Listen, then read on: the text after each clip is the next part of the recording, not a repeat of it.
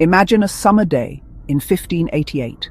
The English Channel shimmers under a bright sun. Suddenly, a vast shadow creeps over the water. It's the Spanish Armada, a fleet of warships so large it seems to stretch across the entire horizon. This was no friendly visit. This was an invasion force intended to conquer England and change the course of history. The Spanish Armada is etched in our memories as a symbol of overwhelming power, much like a monstrous sea dragon from a children's tale. But this dragon, my friends, breathed fire and steel, not myth and legend. King Philip II of Spain, a man driven by faith and ambition, had unleashed this behemoth upon England. Why? To understand, we must journey back to the roots of this conflict, to the heart of the Spanish dragon's lair. King Philip, a devout Catholic, saw Queen Elizabeth I of England as a Protestant heretic. He yearned to see Catholic faith restored to England's shores. This religious fervour was only part of the story. England, under Elizabeth, had grown into a powerful force on the seas, challenging Spain's trade and colonies in the New World. The Spanish plan was audacious, even by the standards of the day. The Armada would sail up the English Channel, acting as a massive sea bridge. Their goal was to escort an army of 30,000 soldiers waiting in the Netherlands across the water to invade England.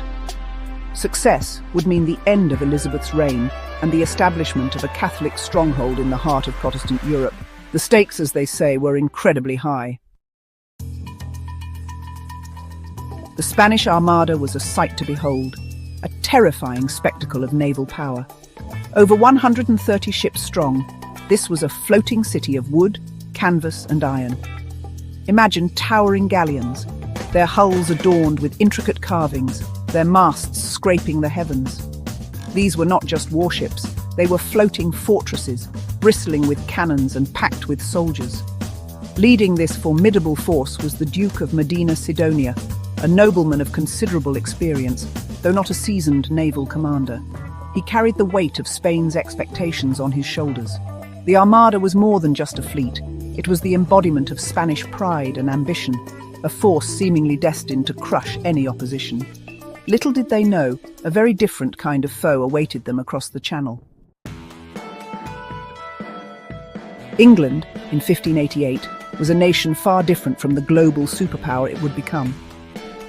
Yet, in the face of this Spanish Goliath, they displayed the heart of a lion. The English Navy, smaller and nimbler than the Spanish fleet, was about to deliver a masterclass in naval warfare.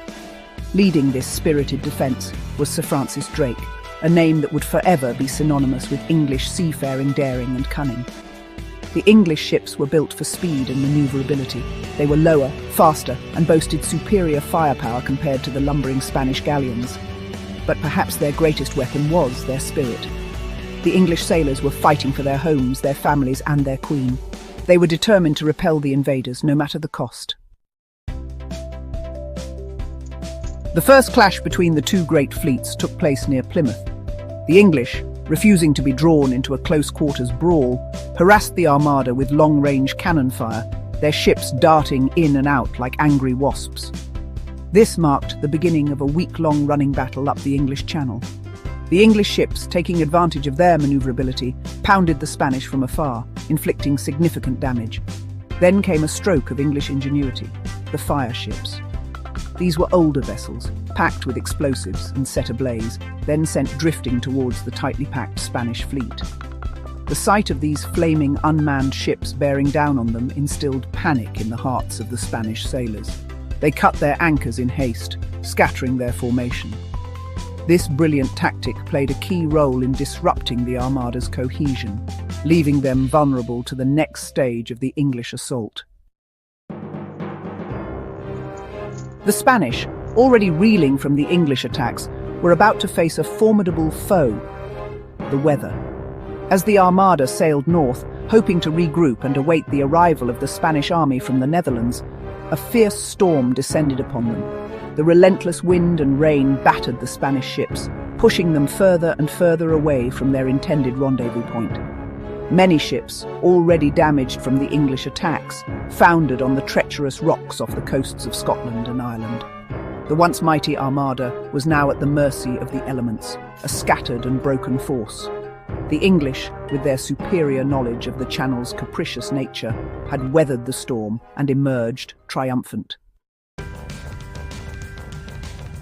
The battered remnants of the Spanish Armada, having endured weeks of relentless attacks and the fury of the storm, limped back to Spain.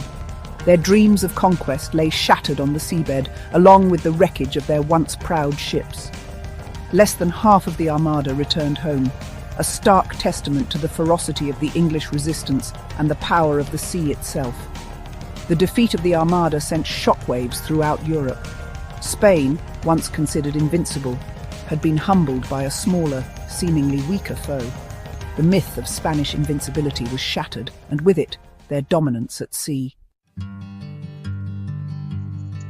The victory over the Spanish Armada marked a turning point in English history.